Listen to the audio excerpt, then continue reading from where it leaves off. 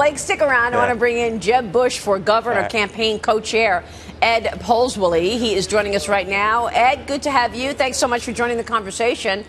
Big night tonight Maria. for your team. Great. Who's going to come out on top in tonight's debate? Well, look, no one's going to win the nomination tonight, Maria. But there are some things to watch for. Obviously, Donald Trump is front and center. Whether he's going to continue to be the provocateur or whether he's going to be a more serious candidate, that this is going to be something more than a publicity stunt. On the other hand, you've got Jeb Bush and Scott Walker. Jeb, I think from a Florida standpoint, all he needs to do is be himself. He's got to show some passion and energy, and I think that he'll be fine. The rest of the candidates, I think, are going to need a moment to stand out. They're going to look for that moment so that they can try to make some headline and get some bounce out of this debate. Yeah, you've worked closely with Jeb Bush in Florida. Why do you think he's losing to Donald Trump in his own state? People are wondering, what's going on with Jeb Bush's campaign at this point, having been the front runner. Jeb Bush's campaign, look, the campaign is going fine. They are working their campaign plan. He's in for the long term. There are no votes cast. This is still a little bit about name ID. There is some frustration, underlying frustration with Washington. Donald Trump off the cuff, from the hip approach has resonated. I think there's something to be learned from that. But in the long run, remember, 4 years ago, there are a number of people who led the primary leading up to the nomination process. 8 years ago, Maria, Rudy Giuliani was at the top of the polls. 4 years ago, there was a switch between Newt Gingrich and Rick Santorum even had the lead for a while until the group settled on, Herman Cain was the leader in September 4 years ago. So we really can't tell much until Republican voters really begin to focus on what's important to them. Yeah, I think that's a great point. And Blake Burman, what's important to them will revolve around the issues and what's important to the American people. So how much is tonight going to be about the issues and solutions to the issues that the country faces, and less about Donald Trump is in the lead in this, that, and that poll, and that's what we keep talking about around Donald Trump. But I assume we're getting to the issues tonight.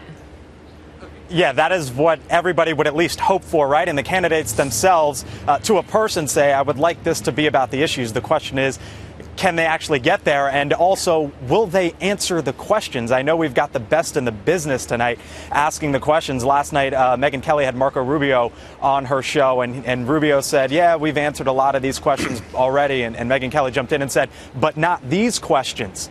So when they are posed tonight, will they kind of go around their song and dance and everything that they've been preparing for with their advisors, or will they actually cut to the core of the question and answer what the American people want to hear? Right. Ed, what do you think is the most important issue for tonight for the candidates to be ready for?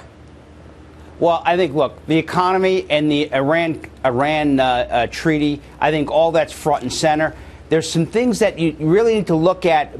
Issues aside, personality, passion, energy is what's going to count tonight. If there's a moment or two, it won't be about an issue. It'll be about a clash between two candidates or two conflicting viewpoints. Right. I would anticipate that some of that would involve Donald Trump somewhere. Yeah, I'm with you on that bet. And it's an interesting time in the economy because you're right, economic issues front and center, Joe. And this week we got more news that, in fact, we're sort of just, slowly moving forward, but nothing really runaway growth to speak of. Yeah, especially looking at wage growth, and we're looking ahead to another jobs report. So there will be pressure on the candidates to really issue statements that mean something. And that's what Ed was talking about, was the substance. But the concern here is that Trump has this ability or tendency to create drama wherever he goes. So for another candidate to actually stand out on issues rather than personality is actually going to be a really tall order. Yeah, but people want to know about what their solutions are for the real issues, Stephen. How do you move the needle on the economy? What do you think they need to focus on in terms of economics? Well, I think a lot of people are disappointed, like you said, that the U.S. economy just sort of muddling along. We're kind of running at a 2% run rate, and there was hope that we would be better at this point in the cycle. So I think people are going to be pushing them on job creation, wage growth, which has been fairly sluggish. And I think those are going to be the key issues for tonight. We look at the overall economy and how it translates to earnings, I'd say it's quite mixed at this point. We're just finishing up the second quarter earnings season, and we're running basically flat earnings growth year over year. Yeah. Stripping out energy, it's up about 6%. So it's good, not great. Exactly, on the second quarter earnings for sure. And Ed, final comment from you. How is Jeb Bush's campaign for president different than the campaign for governor? Oh, far different. I mean, this is a different time and place.